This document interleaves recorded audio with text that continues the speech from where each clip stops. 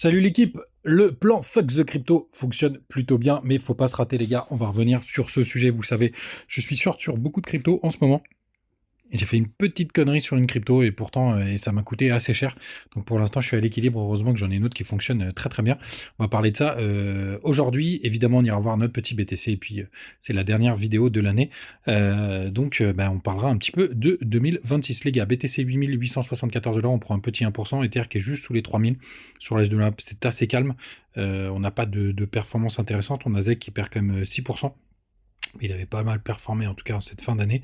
Il y a M qui prend 13,8%, BGB qui est 50e aujourd'hui.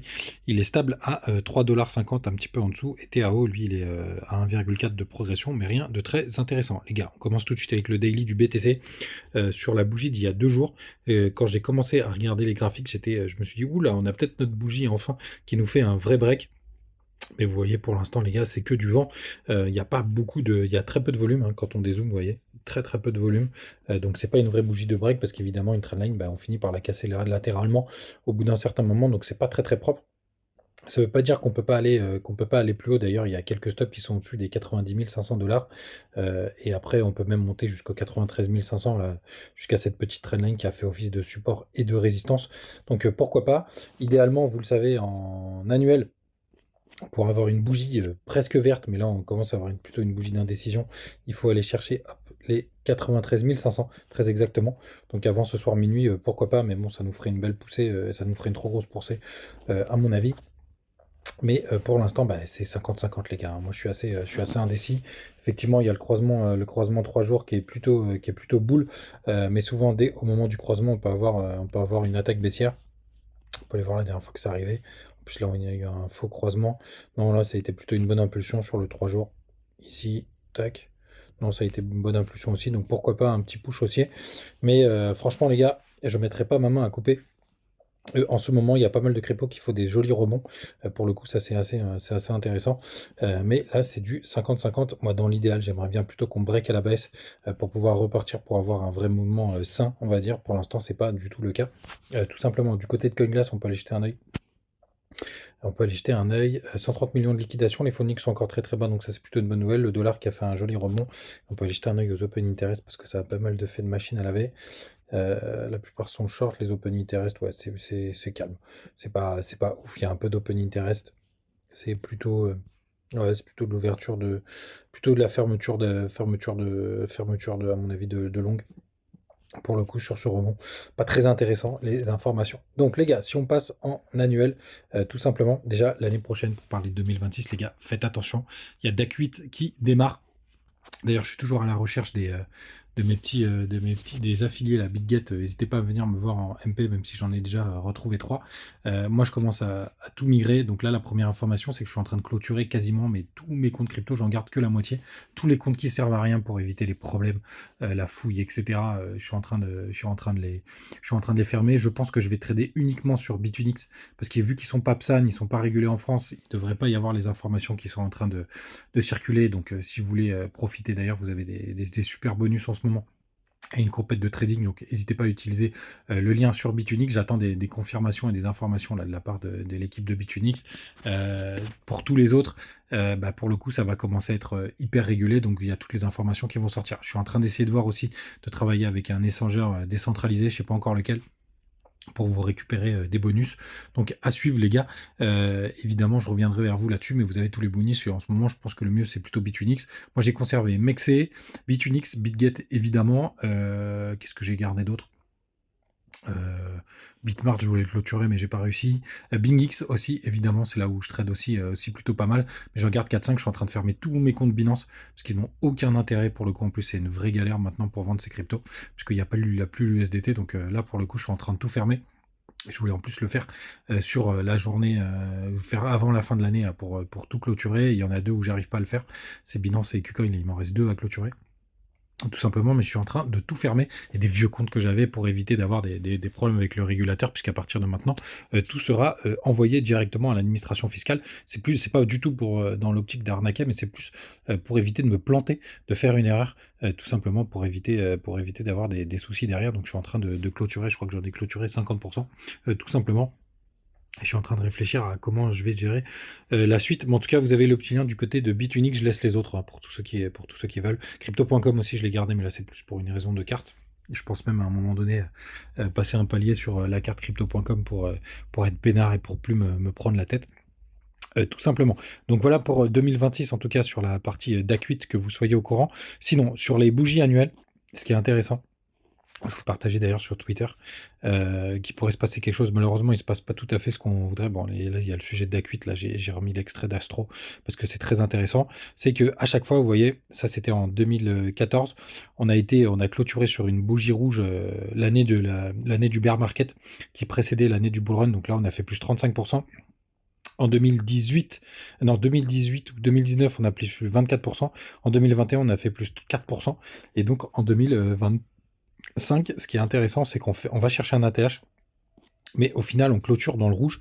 Donc, en fait, en fonction de l'ouverture de bougie de l'année prochaine, hop, ça nous donnera quand même un indicateur.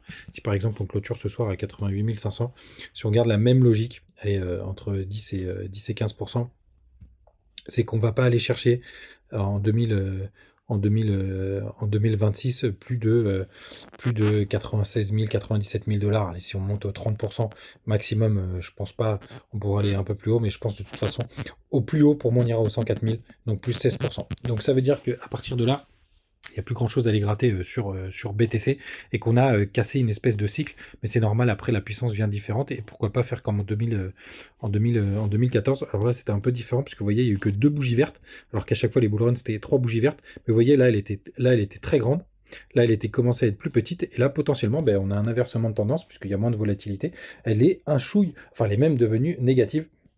Donc pour le coup, il n'y a pas de problématique de cohérence, puisque tout simplement, on a quand même fait un ATH en 2025, vous voyez, l'ATH de 2017, l'ATH de 2021, l'ATH de 2025, donc on est toujours dans la logique de faire un ATH 3 ans après le halving, dans 2 ans après le halving, là, je sais plus, j'arrive plus à compter. Donc il n'y a pas de problème de cassure.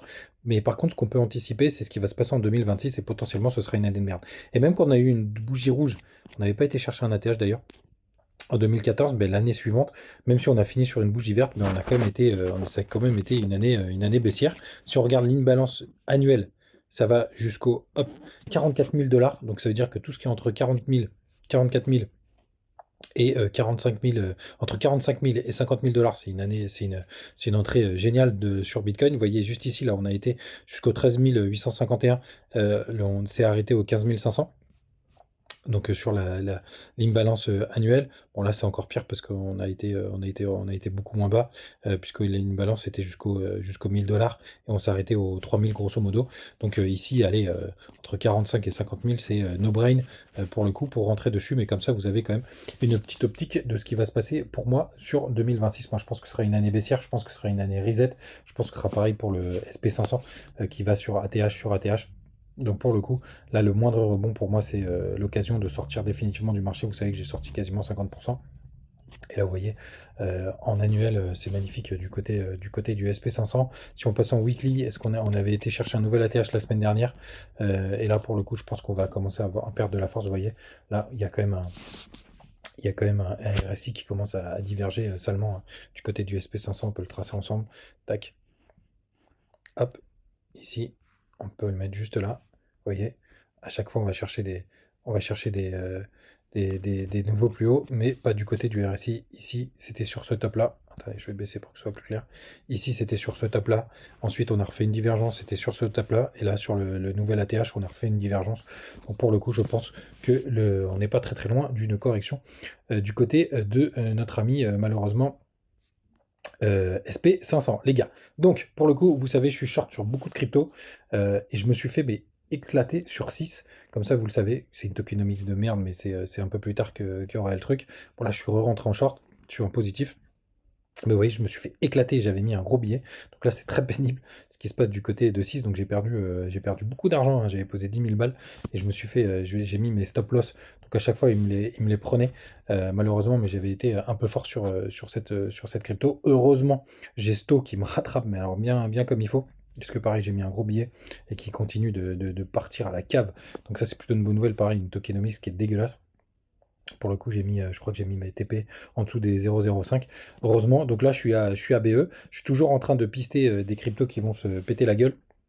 Il y en a une que je surveille de près, c'est River, tout simplement, mais là qui va chercher encore des ATH, mais attention, les fundings sont vraiment très élevés, mais c'est celui que je piste pour le coup le plus en ce moment, mais pour l'instant, il n'y a aucun signal de retournement, tout simplement, mais je continue à le faire et je m'amuse du côté de Bitunix. Là, je suis sur Power, ça se passe pas hyper bien.